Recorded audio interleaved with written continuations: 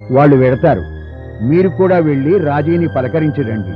మీ కూడా రత్నని విజయ్ని తీసుకెళ్ళండి. మేమెందుకులే మామయ్య గారు? ఎందుకంటారేమిటమ్మా, తెలిసిన వాళ్ళ పలకరింపు బాధల్లో ఉన్న వాళ్ళకి ఓదార్పు అవుతుంది.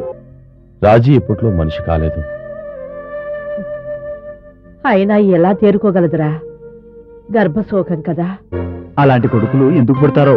అన్నయ్య, ఇప్పుడు మనం రాజీని ఓదార్చడానికి వచ్చాం, బాధపెట్టడానికి కాదు. ఏమండి, ఒక్కసారైనా ఈ ఆస్తి మొత్తం మనకే రావాలని ఎందుకు ఆలోచించరు? ఆస్తి మొత్తమా? అదెలా కుదురుతుంది?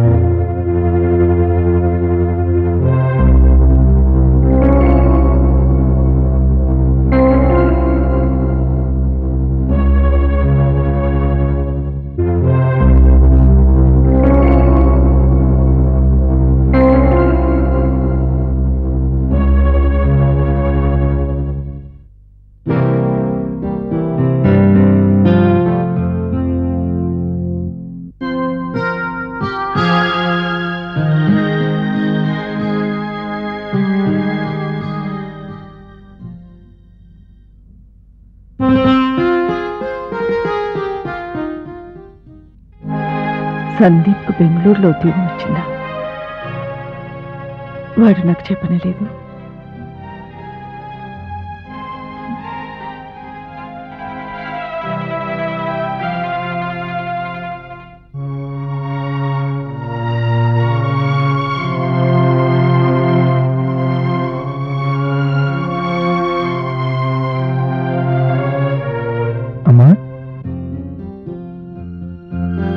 అమ్మా, ఇక్కడికి వచ్చినావేంటి?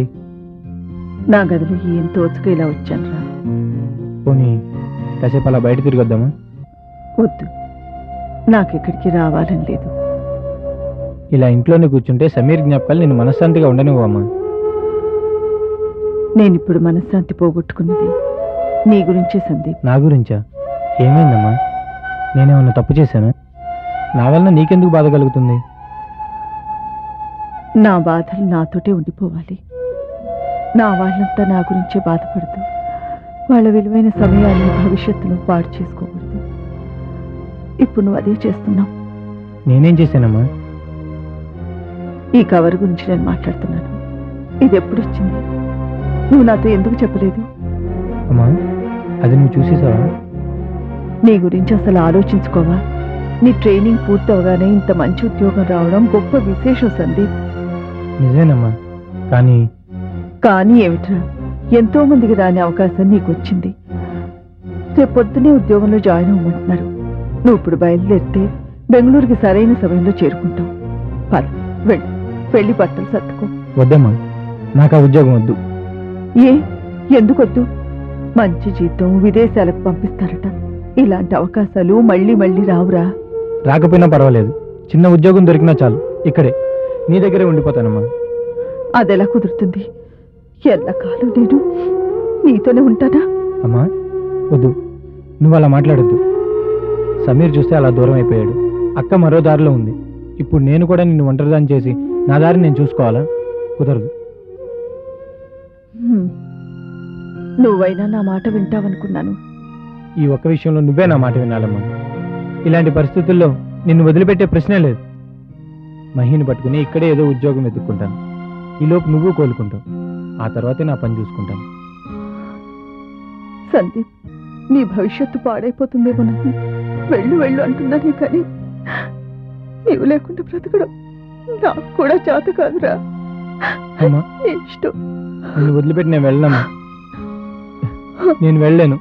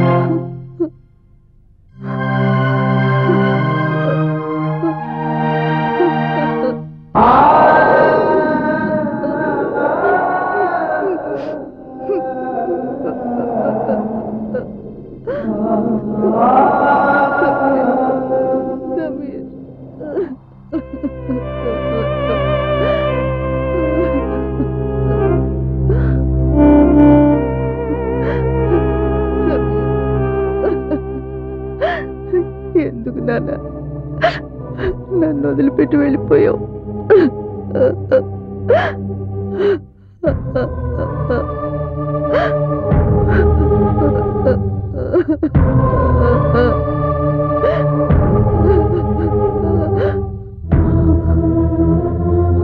నిద్రాహారాలు మాని ఇంకా ఎన్ని రోజులు ఇలా బాధపడతావు తల్లి? తట్టుకోవాలమ్మా. చేత కావడం లేదు సార్. ఆ భగవంతుడు నాలోని సగం ప్రాణాన్ని బలవంతంగా లాక్కుపోయాడు. తిరిగి ఇవ్వనంటున్నాడు సార్. అది సాధ్యం కాదు కదమ్మా. చనిపోయిన మనిషి తిరిగి రావటానికి, ఆ తల్లి కన్నీరు తుడవటానికి ఇది పురాణ కాలం కాదుగా, మనం దేవతలం కాదుగా. ఆ భగవంతుడు చాలా స్వార్థపరుడు సార్. తనకంటూ ఏ కష్టాల్ని ఉంచుకోలేదు. తను సృష్టించిన మనుషులకు మాత్రం అన్ని కష్టాలు పెట్టాడు. వద్దమ్మా, మన కర్మ ఫలానికి ఆయన ఎందుకమ్మా నిందిస్తావు? నా జీవితం ఎప్పుడో అంధకారం అయిపోయింది. కానీ 2 దీపాలు వెలుగు చూపిస్తాయనే ఆశతో ముందుకు నడిచాను. అందులో ఒక దీపం మొదట్లోనే ఆరిపోయింది. నేను ఎవరి కోసం బ్రతకాలి? ఎవరి కోసం బ్రతకాలి సార్? నీకు గురువుగా కాదు, తండ్రి స్థానంలో నిలబడి చెప్తున్నాను. నువ్వు ఇప్పుడు నీకోసం బ్రతకొద్దు, నీకోసం బాధపడొద్దు. 10 మంది కోసం బ్రతుకు, 10 మంది కోసం బాధపడు. అప్పుడే నీ జీవితానికి ఒక సార్థకత. చూడు రాజీ, చనిపోయింది నీ కొడుకు కాదు, ఒక చెడు. సమీర్ ఇలా చెడిపోవటానికి కారణం అతల్లో పెంచుకున్న చెడు. తప్పుడు మార్గాలు పడితే నా కొడుకు కూడా అన్యాయం అయిపోతాడని లోకానికి చాటి చెప్పు. నీ మాట వలన ఏ కొద్ది మంది మారినా చాలు, వాళ్లల్లో నీ కొడుకుని చూసుకో రాజీ. నువ్వు బయటికి రావాలి. నీకంటూ ఓ బాధ్యత, వృత్తి ఉన్నాయి. దానివల్ల 10 మందికి మేలు జరగాల్సి ఉంది అమ్మా. అందుకే తిరిగి మనుషుల్లోకి రామ్మా. లే తల్లి. నా రాజీ నా మాట వింటుంది, చాలా మంచిది. బుద్ధిమంతురాలు, బంగారు తల్లి.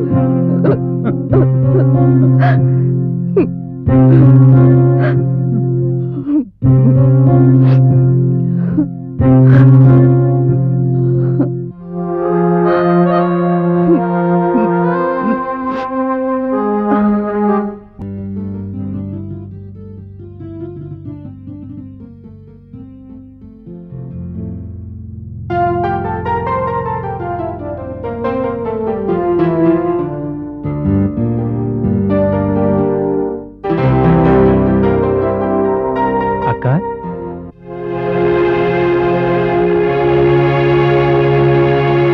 గుర్తుపట్టావా? సందీప్, నేను సందీప్. అక్క,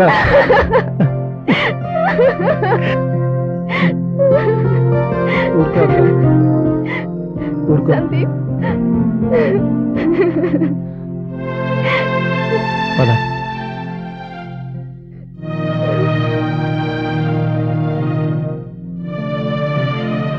ఎలా ఉన్నావు? బాగున్నావా?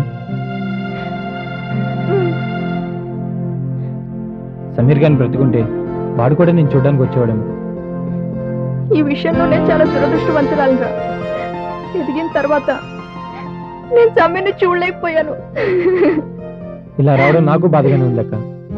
కానీ నాకే ఎందుకో నీ ఓదార్పు కావాలనిపించింది, అందుకే వచ్చాను. ఒక విధంగా నువ్వు చాలా అదృష్టవంతురాలు. ఎందుకంటే సమీర్తో నీకు ఎలాంటి అటాచ్మెంట్స్ లేవు.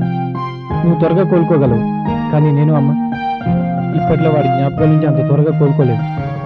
ఒకే రక్తం పంచుకొని పుట్టాం. సమీర్ చనిపోయాడని తెలిసినప్పటి నుంచి నాకు కూడా గుండె బరువు తగ్గట్లేదురా. ఎవరితో చెప్పుకోవాలి, ఎవరితో నా బాధలు పంచుకోవాలి? నాన్న వాళ్ళు లేని దాని కదా. అదేంటక్క అలా అంటున్నావు? నాన్న వాళ్ళు నీ చుట్టూరే ఉన్నారు. వాళ్ళు నువ్వే తెలుసుకోలేకపోతున్నావు.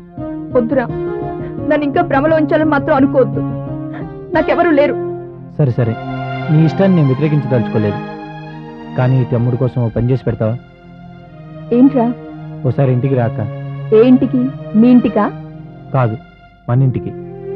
నాకు ఇల్లు లేదు, నేను అక్కడికి రాను. అదేంటక్క, అదేంటి అలా మాట్లాడుతున్నావు? ఇంత కష్టం వచ్చి పడింది మనకి. అలాంటప్పుడు ఒక్కసారి ఇంటికి వచ్చి అమ్మను ఓదార్చాలనిపించడం లేదా నీకు? నీకు తెలియదక్క, అమ్మని నేను సమాధానపరచలేకపోతున్నాను. నువ్వు వస్తే చాలా త్వరగా కోలుకుంటుంది. ఆ నమ్మకం నాకుంది. ఆ నమ్మకంతోనే నిన్ను తీసుకెళ్దామని వచ్చాను. ఎందుకులే బాబు, లేనిపోని ప్రేమలన్నీ కురిపిస్తావు.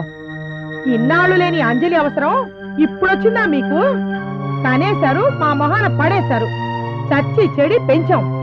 కూతురు పరా ఇంట్లో పెరుగుతుంటే బలవంతంగా అయినా సరే తీసుకుపోవాలన్న జ్ఞానం మీ అమ్మకు లేదు. అది అప్పటి మాట. అవసరం తన్నుకొచ్చేసరికి నిన్ను రాయబారిగా పంపడం ఇప్పటి మాట. అక్కర్లేదులే బాబు, అంజలి రాదు.